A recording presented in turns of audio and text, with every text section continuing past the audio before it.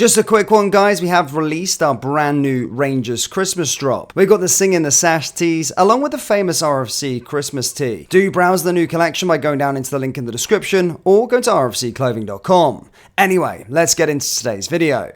And hello everybody, welcome back to the channel, guys. I hope you're all well. Before we do get into today's video, as always, please do smash that like button and subscribe to the channel for daily Rangers content. Guys, it is a busy week for us. Of course, tomorrow we're going to be taking on Betis in the Europa League, followed by, of course, the cup final on Sunday at Hampden against Aberdeen. Two really tasty fixtures, two very important fixtures. Of course, we're going to be discussing a bit about that going into the game. We're also going to be discussing a bit of transfer news as well. Yes, we are in the build up to the January transfer window, so we're starting to hear things, whilst also going for a few other bits and pieces within the Rangers space. But let's start with Jose Cifuentes. Yes, guys, Jose Cifuentes, of course, was red carded at the weekend, and basically after the VAR review, and then Rangers went to appeal the red card decision and thought that it wasn't going to be a red card to try and get his match ban overturned. However, his verdict has already been reached, and Rangers have lost their appeal to overturn his red card that was shown against Dundee. So yeah, basically this is disappointing news, I suppose, for us, as we're currently without Nico Raskin and Danilo, and now we're going to be without him for 2 games, I think. If you appeal and lose, I think you end up missing the player for an additional game. But to be fair, from a Rangers point of view, I'm not sure why they appealed it. I'm not too sure. To be fair, even as a Rangers fan, I did feel like it was a red card, and you know, with those decisions with VAR as well, it was always going to be a red card. So I'm not sure actually why the club did appeal it, but obviously we stand by them. But of course, Jose Cifuentes is now going to be missing for a bit longer. Of course, 2 games. That's going to be stretched to indeed. I'm not too sure. I need to know the details, whether it will be the Aberdeen game that he misses, or is it just the Scottish Premiership games. I'm not sure. I think it's just the Premiership games. It should just stay in the competition, so it'll be unavailable for 2 Premiership matches, which is unfortunate to say the least. As I said, guys, we're playing Real Betis tomorrow.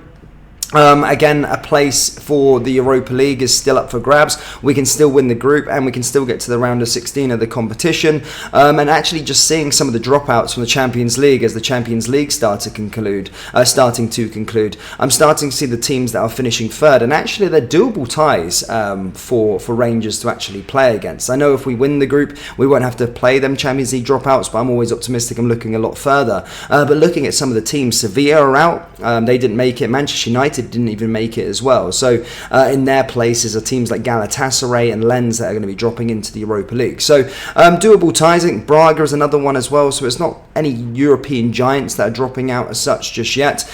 So yeah, could make the Europa League a very tasty competition. I do want to get there. Of course, we do have our own problems with our injuries and stuff like that, our sort of squad rules and stuff like that as well. So we're going to be missing a few players.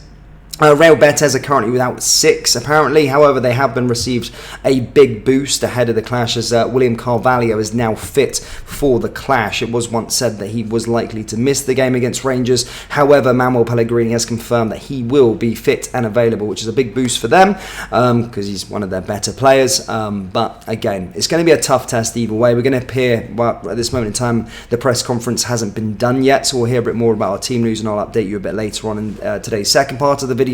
But certainly, again, it's going to be a real tough test, but we've got to give everything for it. Winner takes all. That's the situation. We lose, or draw, we'll probably end up in the Conference League. So it is a must-win game if we want to get to the Europa League, I think. We can't rely too much on Aris and the Sparta Prague match. We've got to take our own fate into our own destiny and try our best to win the match. Now, whilst we've got that occupied, we've got a busy week with fixtures, and then following that we've got some must-win league games. There is a bit of transfer news, guys. We are getting to mid-December. We're starting to hear sort of things coming in and out the club. We heard a lot about Lawrence Shanklin recently, and I did a video about 3 players that the club could go on and sign. However, reports are suggesting that Rangers are looking at Mason Holgate as a potential target from Everton. Of course, currently Mason is currently out on loan in the Championship with Southampton. Southampton, 27 years old.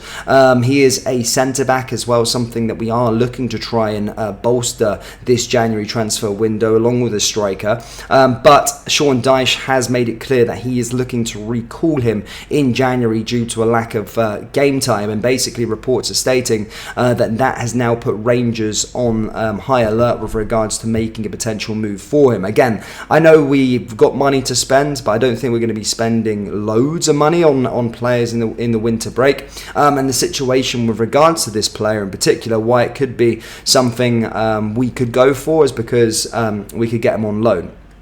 And that's the situation with regards to him. He could come up here and really impress, and then maybe we can have that conversation at a later date with regards to us actually buying him. But yeah, reports are stating that we could get him on loan following his recall later on in January. Middlesbrough and Watford are said to be also interested in the centre-back. So yeah, interesting one there. I would probably take Mason Holgate. Again, 27 years old, good age for a centre-back. A player that has Premier League experience. I know it's not gone too well for the Toffees as of recently, but of course down in Southampton, yes, played a few games. Hasn't really featured since October or November, I think.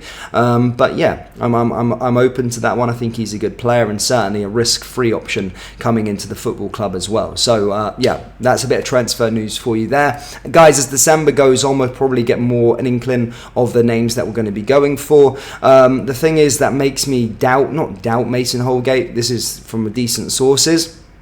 But I just feel our new director of football, sort of Dutch, you've got Philippe Clement, Belgium. I don't know if we're going to be targeting what we've been doing recently, going down to the sort of English Premier League kind of rejects. I don't think that's worked out too great over the last few years. I thought we were maybe going to have a different approach. However, Niels Koepen doesn't start until the 2nd of January. So maybe he is accumulating a shortlist, and this one was maybe already there as a potential target before that. So again, we'll get a more incline later on as the December goes on. We'll certainly find out just who we're going to be trying to sign this January. But one thing is for certain, we're going to be going for a centre-back and we're going to be going for a striker. And I'd even say we'll go for a midfielder as well. I think we'll probably bring 3, 4, 5, maybe 6 additions this winter. I know it sounds crazy to say, but I don't think Philippe Clement is happy with this squad. And we've got a real chance of winning the league this year. Celtic, by no means, are the finished article, so we don't want to fall asleep, especially after that New Year's game. If we beat Celtic, go top of the league, then it's a real good opportunity for us to go and win the league. But Rangers fans, that's all I've really got for you today. Do let me know your thoughts ahead of this, the next 2 clashes, Real Betis and of course Aberdeen. Do you think we'll win both of them? Let me know your score predictions down there in the comment section below. Also, let me know your thoughts on Mason Holgate. Would you like him to join on a loan deal this January? Yes or no? Again, let me know down there in the comment section below. That brings us to the end of today's video. As always, please do smash that like button and subscribe to the channel for daily Rangers content. Remember, we do have our Rangers Christmas merch drop already released. Do browse the collection by going down into the link in the description or going to rscclothing.com. Thank you guys, and I'll see you next time. Take care. Peace.